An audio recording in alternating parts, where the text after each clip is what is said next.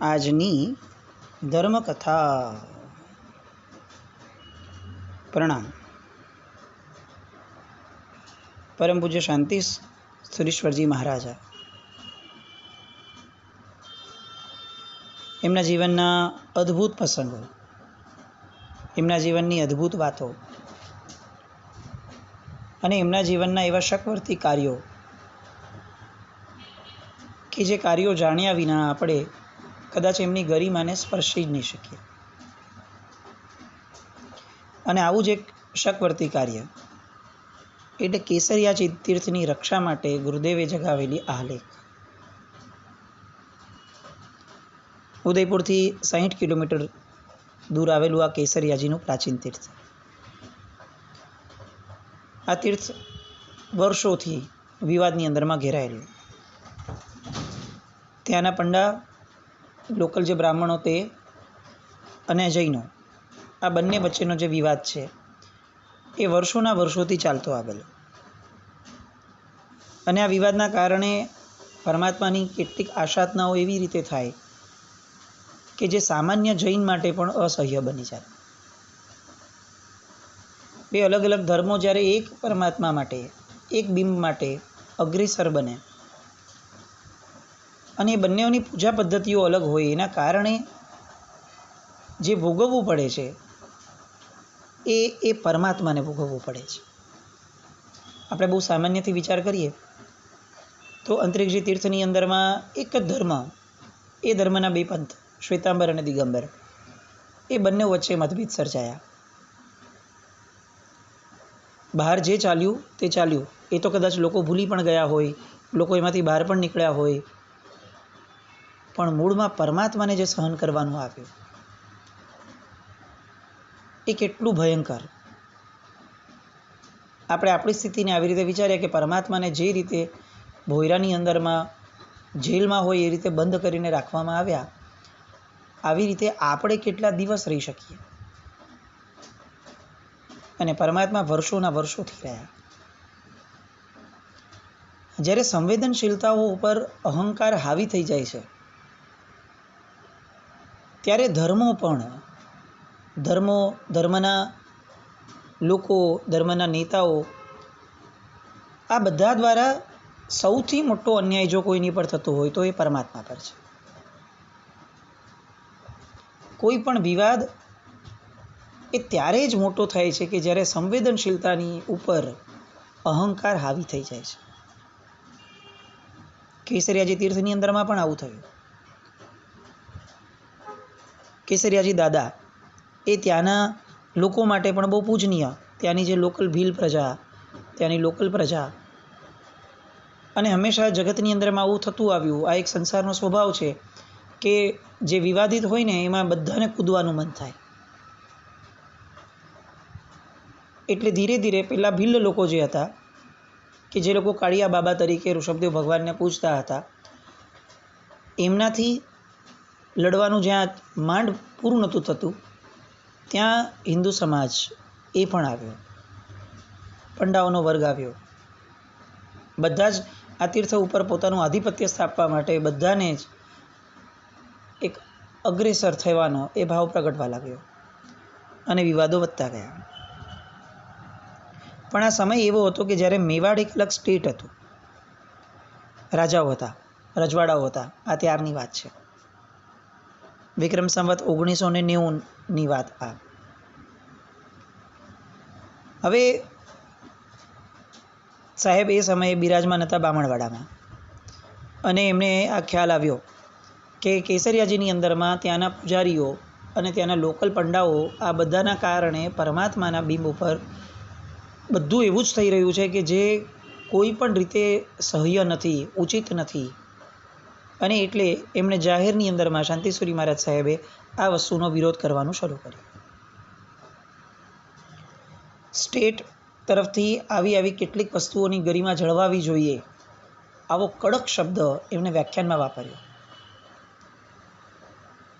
સાહેબનું પ્રભુત્વ બહુ મોટું હતું, વર્ગો બહુ જ મોટા હતા, રેન્જ બહુ જ મોટી.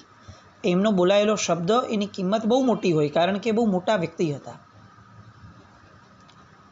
એકાદ 2 દિવસ ખાલી એમણે પ્રવચનમાં કેટલીક વસ્તુઓ લીધી અને સીધી વાતો એટલી બધી ફેલાવા લાગી કે જે સ્ટેટ હતું ઉદયપુર સ્ટેટ, એ સ્ટેટ સુધી એમના માણસો સુધી આ વાતો પહોંચી.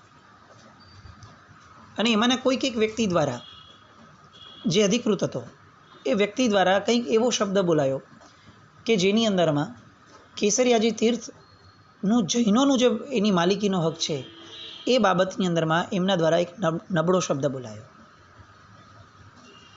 બોલનાર એ બહુ જ મોટી પોસ્ટનો વ્યક્તિ, એટલે એના શબ્દોનું વજન બહુ મોટું.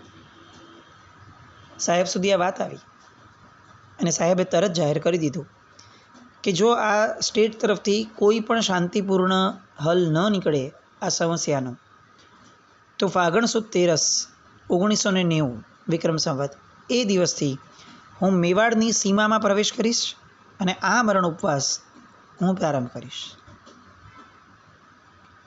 સાહેબ એ સમયે હતા બામણવાડાજી અને મેવાડની સીમામાં જવાનું સાહેબે જાહેર કર્યું.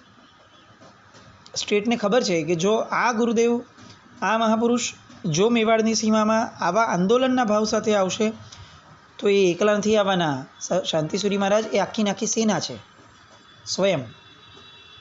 એટલે એમની પાછળ જે ધસારો થવાનો લોકોનો અને પછીથી જે પ્રેશર આવશે એ પ્રેશર કોઈ પણ કાળે બેર કરી શકાય એવું નહીં હોય. એટલે તરત જ સ્ટેટ તરફથી એક માણસ આવ્યો સાહેબની સાથે વાત કરવા માટે અને એમણે સાહેબને કેટલાક વિચારો એમના જણાવ્યા કે સ્ટેટ તરફથી આ વસ્તુ લાગે છે કે તમે આ રીતે મેવાડની સ્ટેટની સીમાની અંદરમાં પ્રવેશ ન કરો એ ઉચિત છે. સાહેબે સમાધાન માંગ્યું. સમાધાન આપવાની કોઈ જ તૈયારી સામે દેખાઈ નહીં. એટલે સાહેબે પોતાનો નિર્ધાર ફરીથી વ્યક્ત કર્યો કે તમારી બધી વાત બરાબર છે, પણ જ્યાં સુધી અમને કોઈ નિર્ધાર નથી મળતો, તમારા તરફથી સંકલ્પ નથી મળતો સ્ટેટ તરફથી, ત્યાં સુધી અમે શાંત બેસી શકીએ એવું નથી, કારણ કે અમારા પરમાત્માનો વિષય છે. અને સામો વ્યક્તિ એ એની જેટલી શક્તિ હતી એ શક્તિ પ્રમાણે એને પ્રયત્ન કર્યો અને એના જેટલા અધિકાર હતા એટલું કંઈક બોલ્યા, પણ એનાથી કંઈક કામ સરતું ન હતું. એટલે એ પાછા વયા ગયા. એ જે આખી મંત્રણા હતી એ નિષ્ફળ રહી. એ નિષ્ફળ ગઈ એટલે હવે સ્ટેટ તરફથી કેટલાક અહંકારી એવા વટહુકમો બહાર પડ્યા.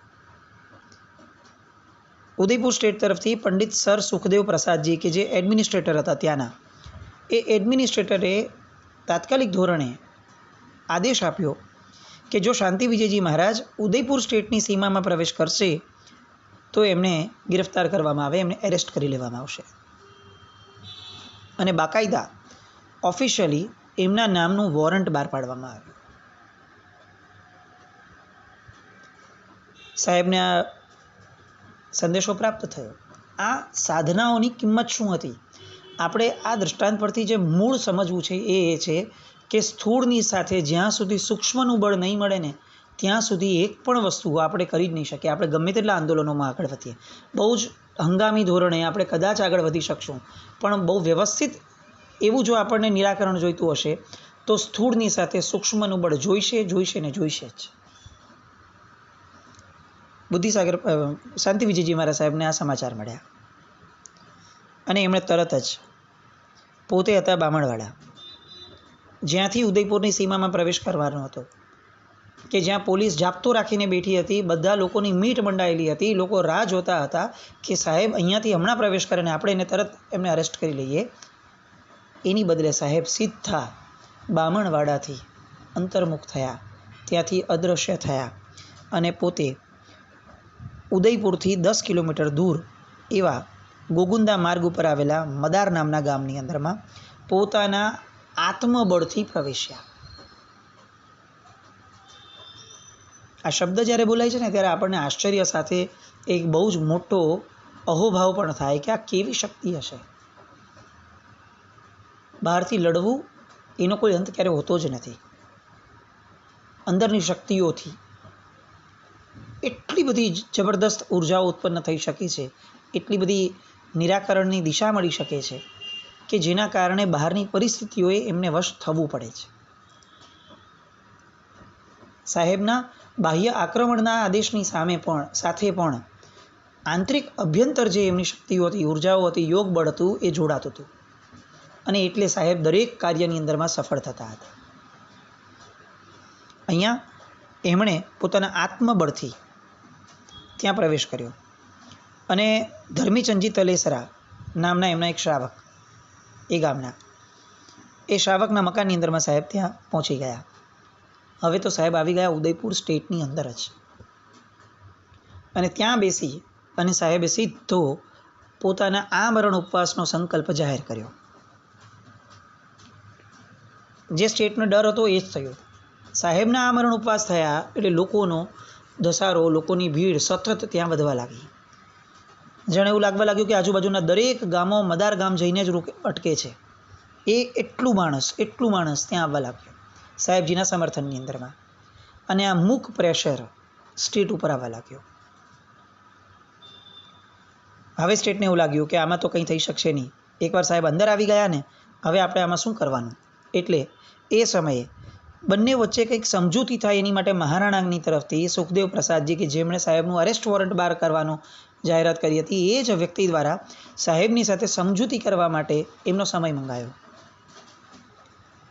સાહેબે બોલાવ્યા, આવો, અમને શું વાંધો છે, અમે તો સમજૂતીના માર્ગી જ છીએ, પણ જો સમજૂતીના માર્ગથી નિરાકરણ નહીં નીકળે તો અમે અંતે ઉપાય મેળવવા માટે જે કરવું પડશે એ યથોચિત અમે કરશું.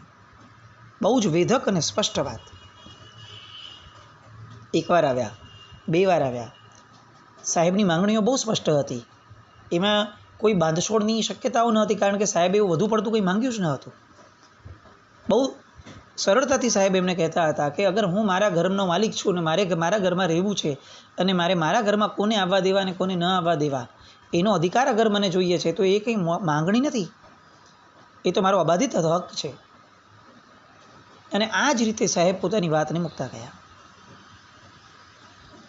ઘણા બધા પ્રયાસો થયા, પણ સાહેબ પોતાનો સંકલ્પ છોડવા તૈયાર ન હતા. છેવટે એમણે એમ પણ કહ્યું કે સાહેબ આપ એક કામ કરો, આ ઉપવાસનો ત્યાગ કરો હમણાં, પછી આપણે બેસીને વાતો કરીએ. સાહેબ એ પણ તૈયાર ન હતા કે સંકલ્પ એટલે સંકલ્પ.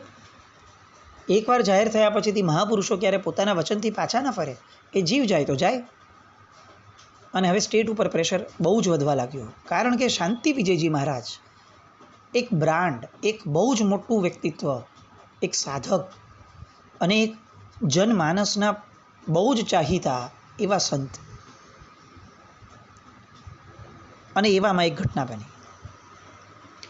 ઉદયપુરના સ્ટેટને રાજાને મળવા માટે મૈત્રીના ભાવે નેપાળના રાજા જે હતા, એ નેપાળના રાજા એમને ત્યાં આવ્યા ઉદયપુરના મહેલમાં. અને એમને ક્યાંકથી સમાચાર મળ્યા કે આ શાંતિ વિજયજી મહારાજ સાહેબ નામનું વ્યક્તિત્વ જે છે, એ વ્યક્તિત્વ બહુ જ પ્રભાવશાળી છે, અને વંદનાર્થે આવ્યા. વિચારવા જેવી વસ્તુઓ છે. રહ્યા છે એમના જ મહેલમાં કે જેની સામે ઉપવાસ મંડાયા છે, અને તેમ છતાં પણ પોતે સાહેબને વંદન કરવા આવ્યા. કેટલીક મિનિટ માટે જશું એમ કરીને સમજીને આવ્યા હતા, એની જગ્યાએ કલાકો વીત્યા. એવું નહીં, ફરી પાછું એમ લાગ્યું કે બીજી વાર જાઓ. બીજે દિવસે, ત્રીજે દિવસે, સળંગ 3 દિવસ સુધી એ નેપાળના રાજા સાહેબથી એટલા બધા પ્રભાવિત થઈને આવવા લાગ્યા કે એમને એવું લાગ્યું કે આમના જેવું વ્યક્તિત્વ એ મારા જીવનકાળમાં મેં ક્યારે જોયું, કલ્પ્યું પણ નથી. અને ત્રીજે દિવસે જે અલૌકિક જ્ઞાન એમને સાહેબમાં જોયું, એ જોવાના કારણે એમણે નિર્ધાર કર્યો, અને નિર્ધાર કર્યો એટલું જ નહીં, એમણે જાહેર કર્યું કે આજથી આ શાંતિ વિજયજી મહારાજ સાહેબ એ અમારા આખા નેપાળ દેશના રાજગુરુ રહેશે. અને બાકાયદા આનો એક લેટર લખી અને એમણે સાહેબને અર્પિત કર્યો. નેપાળના રાજગુરુ તરીકે આપણા જૈનોના એક મહાત્મા એ ઘોષિત થયા હતા, એની જાણ આપણને કેટલા જણને છે? આપણા બાળકો સ્કૂલના ઇતિહાસની અંદરમાં ફ્રાન્સમાં કોણે શું કર્યું હતું ને જર્મનીમાં કોણે શું કર્યું હતું એ ભણે છે, પણ આપણા પોતાના મહાપુરુષોના જીવનમાં આવી મોટી ઘટના બની, એક રાષ્ટ્રના રાજગુરુ બનવા જેટલી બહુ જ મોટી ઘટના બની, એની જાણકારી આપણામાંથી કેટલાને? એ જાણકારી આપવાનો પ્રયત્ન કેટલી વાર થયો? કયું શિક્ષણ એવું, કયો સિલેબસ એવો આપણો તૈયાર થયો કે જેમાં આપણી પરંપરા માટેનો એક સિલેબસ બને અને એ બાળકોને બાકાયદા ભણાવાય? ચાલો સ્કૂલ નથી આપતી, ઠીક છે, આપણે આપીએ. આવા સંસ્કરણનો સંકલ્પ ક્યાં છે? સ્કૂલો શરૂ કરવું એ ઉપાય નથી, કારણ કે સ્કૂલો તો શરૂ કરીને પાછું એ જ ભણાવીએ છીએ આપણે, કે જે ભણવાનો આપણે વિરોધ કરીએ. એ ભણતરની સાથે સાથે એવું ભણતર જવું જોઈએ કે જે ભણતરની ખરેખર આવશ્યકતા છે, જે કેરેક્ટરનું નિર્માણ કરવાના છે. આવા મહાપુરુષોના જીવનની વાતો એ આપણા બાળકો સુધી પહોંચશે તો એમને ખબર પડશે કે કેવો ગરિમાપૂર્ણ ધર્મ છે. હવે આ ધર્મની સામે બોલનાર વ્યક્તિની સાથે ક્યારે મારાથી બેસી ન શકાય, એની સાથે હું આર્ગ્યુમેન્ટ કરી શકું, એને સમજાવી શકું, એને જીતી શકું, પણ એની સાથે બેસી અને હું પણ મારા ધર્મ માટે આગળ પાછળની કમેન્ટ કરું સમજ્યા વગર, એ તો મારાથી શક્ય જ ન બનવું જોઈએ. આ ભાવ પણ આપવો જોઈએ અને એની માટે આ ભણતર આપવું જરૂરી છે. શાંતિ વિજયજી મહારાજ નેપાળના રાજગુરુની પદવીથી વિભૂષિત થયા. હજી પણ ઉપવાસ તો ચાલુ જ છે. અને હવે છેલ્લો દાવ, સૂક્ષ્મનું બળ શું છે. મહારાણા ભોપાલસિંહજી ઉદયપુરના સ્ટેટના રાજા એ સમયના, આ બળ જુઓ, સાહેબનો એક સાધનાનો વૈભવ જુઓ કે મહારાણા ભોપાલસિંહજીને સ્વપ્નની અંદરમાં દૈવી પ્રેરણા થઈ અને એ પ્રેરણા દ્વારા એ જ્યારે જાગ્યા ત્યારે એમના મનની અંદરમાં કેટલીક ભય ગ્રંથિ, કેટલીક બહુમાનની ગ્રંથિ અને કેટલીક સમજણની ગ્રંથિ પ્રગટી. એક પણ વ્યક્તિએ સમજાવવાની જરૂર ન પડી. દૈવત્વએ એમને જે સમજાવવાનું તે સમજાવી લીધું અને બીજે જ દિવસે એમણે જાહેર કર્યું કે હું સાહેબની જે વાત છે એને એ જ સ્વરૂપે સ્વીકારવા તૈયાર છું. અને પોતે કહેણ મોકલાવ્યું અને ઉદયપુર સ્થિત મોતી મહેલ, જે ફતેસાગરની બાજુમાં છે, ત્યાં પારણા કરવા માટે સાદર આમંત્રણ આપી અને પ્રાર્થના બાકાયદા સાહેબને પ્રાર્થના કરી. સાહેબે સ્વીકારી અને મદારથી દેવાલી નામના ગામથી થતાં હવે મોતી મહેલ સુધી પધારે છે. પણ ત્યાં સુધીમાં ચૈત્ર સુદ 13 સંવત 1991, એટલે કે સાહેબને 30મો ઉપવાસ થઈ ગયો હતો. 30 દિવસ સુધી જે કેસરિયા તીર્થ માટે પૂજ્ય શાંતિ વિજયજી મહારાજ સાહેબે આમરણ ઉપવાસ કરવાની ઘોષણા કરી હતી, આજે કેસરિયાજી તીર્થની આટલી બધી લડતની અંદરમાં એમનો ઉલ્લેખ કેટલો, આપણી કૃતજ્ઞતા કેટલી મોટી છે કે કેસરિયાજી તીર્થ માટે જૈનોની અંદરમાં જ લડત આપનારા વ્યક્તિઓ અમે કેટલું બધું કર્યું છે એની ઉદ્ઘોષણા કરતાં થાકતા નથી. અને આ મહાપુરુષોએ, આપણા પૂર્વપુરુષોએ કેટલું કર્યું છે એ ગાવા માટે કે બોલવા માટે પણ કોઈની પાસે સમય નથી. ઇતિહાસ છે ને એ ક્યારે પણ કર્તૃત્વવાળા વ્યક્તિઓથી શોભતો નથી. ઇતિહાસ નિસ્વાર્થ વ્યક્તિઓથી જ શોભે છે. અને એટલે જ આપણે 2500 વર્ષથી વર્ધમાન સ્વામી ભગવાન થયા ત્યારથી અત્યાર સુધી આપણી પાસે આ પહોંચ્યું છે પરમાત્માનું શાસન, કારણ કે આવા નિસ્વાર્થ વ્યક્તિઓ એ આ શાસનની અંદરમાં વાર તહેવારે થતા જ રહ્યા છે. શાંતિ વિજયજી મહારાજ 30મા ઉપવાસે મહારાણાના હવેલીમાં ગયા અને બહુ જ પ્રેમથી એને કહે છે કે તમે તો કેસરિયા બાબાના ભક્ત છો, સત્ય અને ન્યાય એ બંનેને જ્યાં સુધી દ્રષ્ટિમાં નહીં રાખો ત્યાં સુધી તમે આ તીર્થની અંદરમાં શાંતિની સ્થાપના નહીં કરી શકો.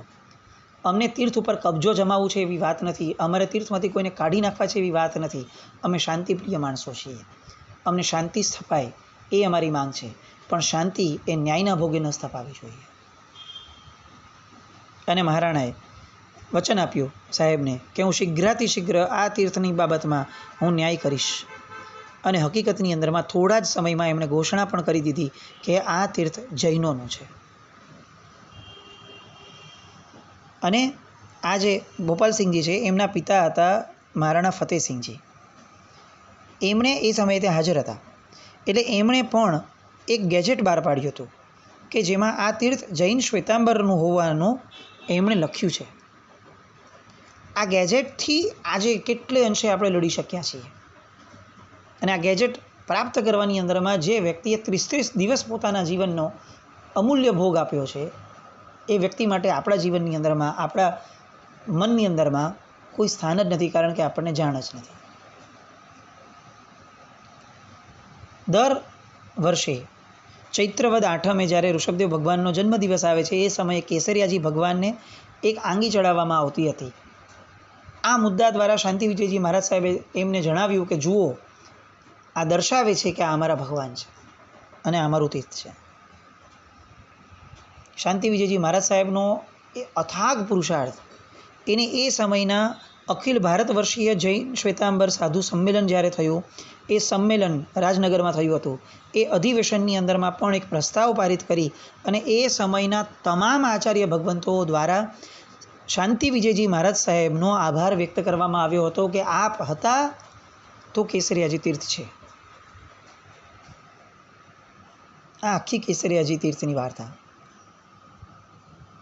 લોકો સાહેબ ત્યાં રોકાણા કેટલાક દિવસો માટે. લોકો એક પછી એક ત્યાં આવવા લાગ્યા અને જે શાસન દેવ છે એમણે પોતે સાહેબની સાથે છે એવી પ્રતીતિ આપવા માટે સાહેબ જ્યાં વિશ્રામ કર્યો હતો સાહેબે, ત્યાં રાત્રે 12 વાગ્યાથી લઈ અને વહેલી સવાર સુધી હજારો માણસોની હાજરી હતી. એવા સમયે આખી રાત્રિના સમયની અંદરમાં સાહેબ જ્યાં હતા તે ઓરડાની અંદરમાં સતત એક દિવ્ય પ્રકાશ ફેલાવ્યો. હજારો માણસો એના સાક્ષી બન્યા કે આ શાસનદેવની હાજરી જે છે એ હાજરી અહીંયા દેખાણી. આવા ગુરુદેવ કેસરિયાજી તીર્થ રક્ષક એવા શાંતિ વિજયજી મહારાજ, એમના ચરિત્રની આવી અવનવી સરસ મજાની વાતો, નવા નવા આયામો, એની માટે ફરીથી આવતીકાલે મળીએ. જીનાજ્ઞા વિરુદ્ધ કંઈ પણ બોલાય તો મિચ્છામિ દુક્કડમ. જૈનમ.